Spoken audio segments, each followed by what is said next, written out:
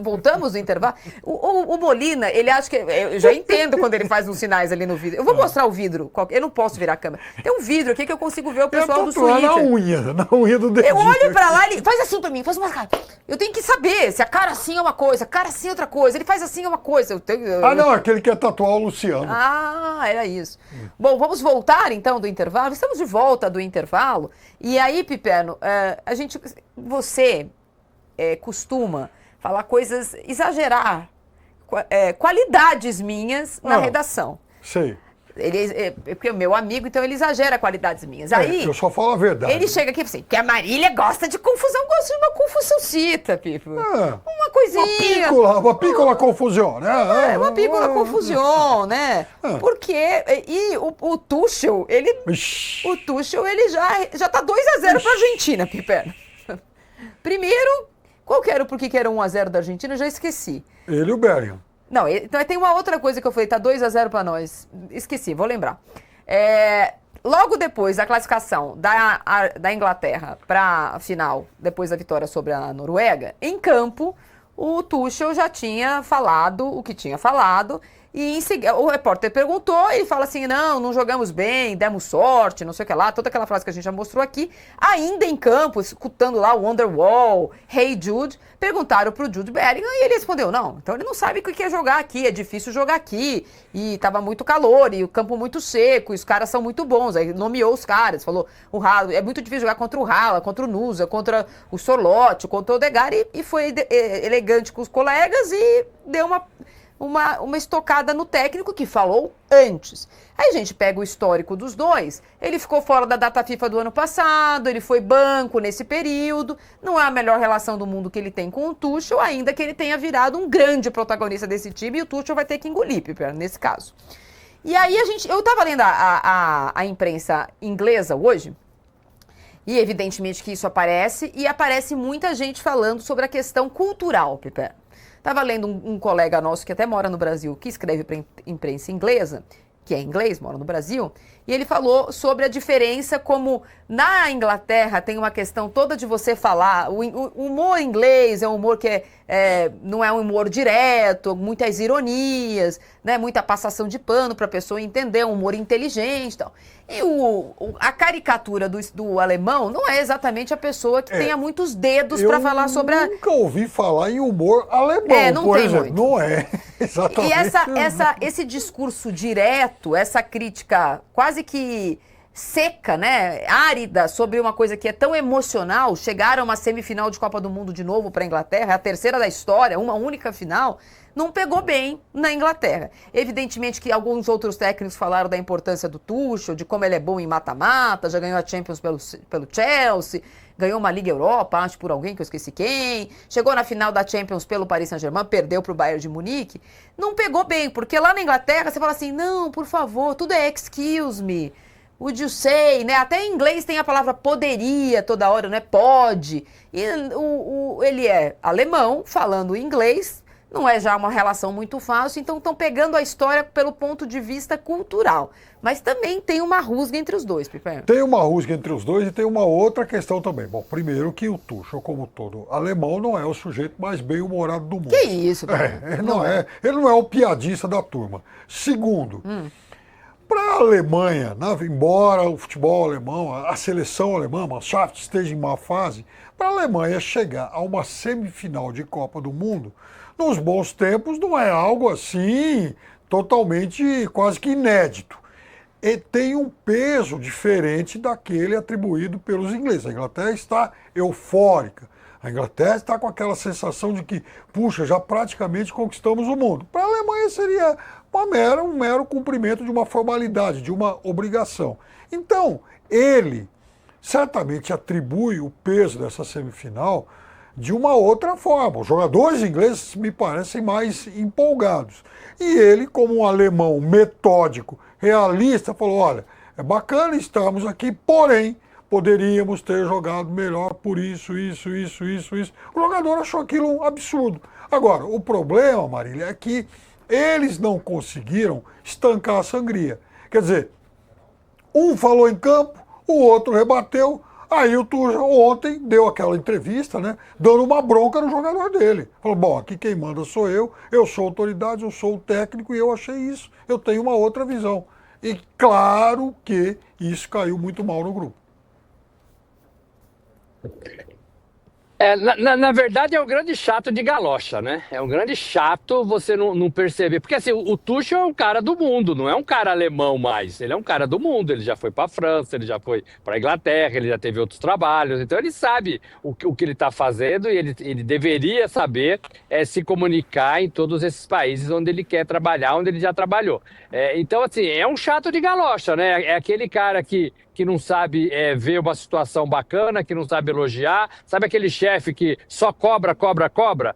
Tem hora que você não pode ser assim, né? Aliás, a maior parte do tempo você não pode ser assim mais.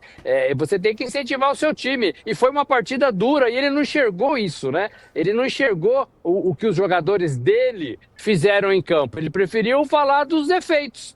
Ele preferiu falar... E tem defeito, toda partida tem defeito, é claro que tem. E o treinador, que é tenso, que é o responsável por tudo, ele tem que ter horas para aplaudir, horas para abraçar, horas para cobrar. E ele foi logo na cobrança, depois de uma partida memorável, depois de uma passagem para a semifinal. Então é claro que ele não foi bem nessa história toda. Agora, a gente dá muito valor para o treinador e, sobretudo no futebol brasileiro, a gente tem feito muito isso, porque os jogadores têm menos personalidade. Os jogadores da Inglaterra mostraram muita personalidade. O Bellingham tem muita personalidade. E ele não gostou, e ele falou. E ele falou e pegou no ponto, né? E pegou no ponto certo. Então eu acho que isso mostra personalidade do jogador. Isso mostra. Certamente o Bellingham falou com outros jogadores também, né? Não foi uma coisa talvez tão espontânea somente da cabeça dele. Certamente isso correu o vestiário. E acho que pegou mal mesmo, acho que pegou mal. Agora, numa Copa do Mundo, numa semifinal, o que a gente poderia esperar? Panos quentes. Panos quentes, né? A gente poderia esperar panos quentes. Olha, vamos jogar, depois a gente resolve isso, vamos, né? Não, mas aí continuou com o treinador falando que quem manda aqui sou eu. Isso atrapalha, viu, gente? Isso atrapalha bastante. Eu acho que não nesse nível dos jogadores da Inglaterra, mas que isso atrapalha. E aí eu fico com os jogadores. O assessor de imprensa lá tem bastante trabalho, viu? Tem bastante trabalho. O Kane deu uma entrevista à BBC ontem e tentou se colocar no meio dessa confusão e tentar apagá-la um pouquinho. Ele disse em entrevista à BBC sobre o Tuchel, ele é muito transparente com suas emoções e eu acho que as pessoas também gostam disso. A honestidade, a emoção, o sentimento, toda vez que ele fala, você vê que não há um roteiro, é apenas o que vem do seu coração. É isso que faz ele ser quem ele é um dos melhores técnicos do mundo, por alguma razão, e sua personalidade tem uma parte importante nisso. Não fala que foi bom, não fala que foi ruim, explica que o conjunto da obra faz dele um dos melhores técnicos do mundo. Também o Kane tá há 2 anos entendendo mais um pouco do que é o alemão, né, Pipo? Não, e ele como capitão do time, e certamente o grande jogador dessa seleção, o cara mais ouvido, respeitado por tudo que ele representa, aí ele exerce um papel não só fundamental, mas de muita responsabilidade. Ou seja, meninos, estamos na semifinal de Copa do Mundo. Ok, cada um falou, cada um expressou suas emoções, opiniões, mas agora chega. Agora temos um jogo contra a Argentina pela frente. Foi todo mundo honesto, transparente, bacana, mas acabou. Vamos colocar uma pedra nisso. Agora a gente precisa se concentrar para o jogo. O técnico é muito bom. A gente chegou aqui também graças ao trabalho dele e os jogadores em campo são os responsáveis por esse excelente resultado. Então, acabou. Ponto final, c'est fini. É isso.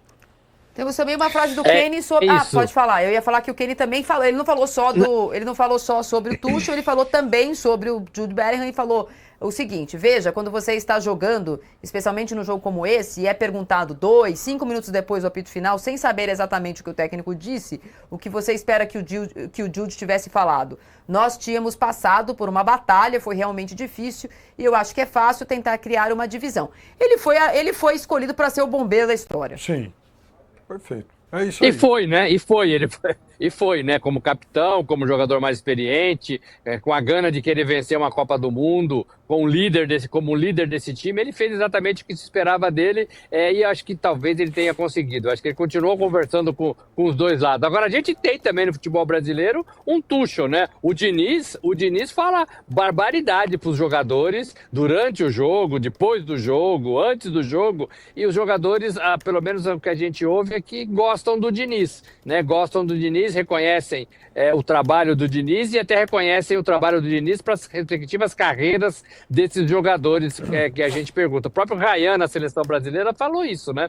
Então, assim, é um jeito, talvez a gente também tenha muito mimimi para essas coisas, né? O europeu é mais duro, é mais seco, é mais firme. Eu só acho que ele não entendeu o jogo ali, o que significava para a Inglaterra, você passar para uma semifinal, você eliminar uma Noruega num jogo difícil, e com um jogador que o Bellingham, né, que fez 2 gols, e merecia os aplausos e não as cobranças de imediato. Talvez o time da cobrança, a cobrança existe, ela é perfeita, mas talvez o time da cobrança que tenha sido equivocado. Eu acho que figuras como Kane, Só certamente... ganha, a única coisa que ganha, quem ganha com isso é a Argentina, gente. É aí que eu queria chegar, porque o Kane sabe muito bem que esse tipo de ambiente a Argentina explora muito bem. E outra coisa, os ingleses, entre os traumas aí dos confrontos contra... que eles têm em relação aos confrontos contra os argentinos, há o jogo de 98, porque o jogo de 98 também, né, era uma partida importante, um jogo eliminatório, já na fase eliminatória da Copa, foi descartado, foi jogado pela janela pelo seu David Beckham, por uma bobagem que os ingleses criticaram, chamaram ele de idiota, imbecil depois, porque o Beckham em campo deu uma patada justamente no Simeone. Olha o que ele foi fazer. E o árbitro estava em cima do lance, plim, cartão vermelho. É igual o Embolão resolveu ter uma confusão com o Paredes e o expulso foi ele. Então, aí o que ele fala, gente, calma aí, já perdemos uma vez por um erro nosso. Será que vamos querer repetir isso agora? É só a Argentina ganha com isso. E essa história, Piperno, e essa história do Beckham, ela mobilizou toda a Inglaterra, né? Naquela série sobre a vida dele, que eu recomendo muito, a carreira dele, ele foi execrado, né? Ele foi maltratado pela Inglaterra, de modo geral. Quando ele pegava na bola depois disso, ele era vaiado. É uma história pesadíssima para a carreira dele por causa dessa expulsão contra a Argentina, né? Contra o Simeone. Nossa, Milena Valgado ficou tão indignada com isso que começou a chamar o rapaz de feio. Ah, não. Mas segundo ela, no auge entre Beckham e Rodrigo De Paul, que estará na semifinal de amanhã, ela ficaria com o Rodrigo De Paul. No auge. Não sabia disso. No auge.